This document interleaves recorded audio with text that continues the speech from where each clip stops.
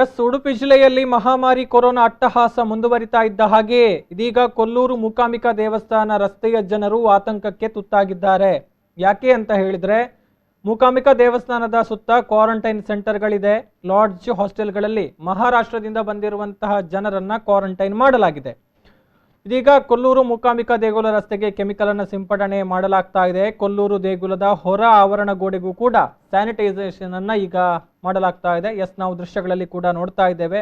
ಅವುಗಳನ್ನ ಸೋಂಕುನಾಶಕ ಸಿಂಪಡಿಸಿ ಸ್ಯಾನಿಟೈಸ್ ಮಾಡುವಂತಹ ಪ್ರಕ್ರಿಯೆಗಳು ಇದೀಗ ನಡೀತಾ ಇರುವಂತದ್ದು. ಕ್ವಾರಂಟೈನ್ ಕೇಂದ್ರದ ಗೋಡೆ, ಕಿಟಕಿ ಸುತ್ತಲ ರಸ್ತೆಗೂ ಕೂಡ ದ್ರಾವಣವನ್ನ ಸಿಂಪಡಣೆ ಮಾಡಲಾಗಿದೆ. ಅಂದ್ರೆ ನಾವು ಗಮನಿಸಿದ್ರೆ ಕೊಲ್ಲೂರು ದೇಗುಲದ ಸುತ್ತಮುತ್ತ 962 ಜನರನ್ನ ಈಗಾಗಲೇ ಕ್ವಾರಂಟೈನ್ ಮಾಡಲಾಗಿದೆ. ನಾವು ನೋಡಬಹುದು ದೇವಸ್ಥಾನಕ್ಕೆ ಸಂಬಂಧಪಟ್ಟ ಹಾಗೆ ಲಾಡ್ಜ್ಗಳು, ವಸತಿ ಗೃಹಗಳು ಎಲ್ಲವೂ ಕೂಡ ಇರುವಂತದ್ದು. ಸೊ ಅದೆಲ್ಲವನ್ನು ಕೂಡ ಈಗ ಜಿಲ್ಲಾಡಳಿತ ಕ್ವಾರಂಟೈನ್ ಸೆಂಟರ್ಗಳಾಗಿ ಬದಲಿಸಿದ್ದು, ಅಲ್ಲಿ ಮುಂಬೈನಿಂದ ಬಂದಿರುವಂತಹವರು ಮತ್ತೆ ವಿದೇಶದಿಂದ ಬಂದವರಿಗೂ ಕೂಡ ಅಲ್ಲಿ ಅವಕಾಶಗಳಿದೆ.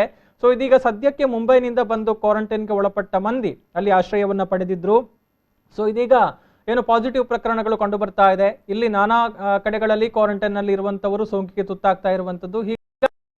ಸ್ವಲ್ಪ ಭಯಪಡ್ತಾ ಇದ್ದಾರೆ. ಇನ್ನು ಜನರ ಆತಂಕವನ್ನ ನಿವಾರಿಸುವಂತಹ ನಿಟ್ಟಿನಲ್ಲಿ, ಜೊತೆಗೆ ತೆಗೆದುಕೊಳ್ಳಬೇಕಾಗಿರುವಂತಹ ಮುನ್ನೆಚ್ಚರಿಕೆಯ ನಿಟ್ಟಿನಲ್ಲಿ ಸೋಂಕುನಾಶಕವನ್ನ ಸಿಂಪಡಣೆ ಮಾಡಲಾಗ್ತಾ ಇದೆ. ಅದೇ ರೀತಿ ಈಗ ಕೊಲ್ಲೂರು ದೇಗುಲದ ಸುತ್ತಮುತ್ತ ಕೂಡ ಸ್ಯಾನಿಟೈಸೇಷನ್ ನ ಪ್ರಕ್ರಿಯೆಗಳು ಈಗಾಗಲೇ ನಡೆದಿದೆ. ಸೊ ಉಡುಪಿ ಜಿಲ್ಲೆಯಲ್ಲಿ ಇವರೆಗೆ 48 ಮಂದಿಗೆ ಕೋವಿಡ್-19 ಸೋಂಕು ತಗುಲಿದೆ ಅನ್ನುವಂತಹ ವಿಚಾರವನ್ನು ಕೂಡ ನಾವು ಗಮನಿಸಬಹುದು. ಹೊರ ರಾಜ್ಯಗಳು, ಹೊರ ದೇಶಗಳಿಂದ ಬಂದಿರುವಂತಹವರಿಂದಾಗಿ ಸೋಂಕಿನ ಸಂಖ್ಯೆ ಎಲ್ಲಾ ಜಿಲ್ಲೆಗಳಲ್ಲೂ ಕೂಡ ಹೆಚ್ಚಳವಾಗ್ತಾ ಇದೆ. ಸೊ ಇದಕ್ಕೆ ಕರಾವಳಿ ಜಿಲ್ಲೆಗಳು ಕೂಡ ಹೊರತಾಗಿಲ್ಲ. ಪ್ರತಿದಿನ ಹೊಸ ಸೋಂಕಿನ ಪ್ರಕರಣಗಳು ಬೆಳಕಿಗೆ ಬರ್ತಾ ಇದೆ.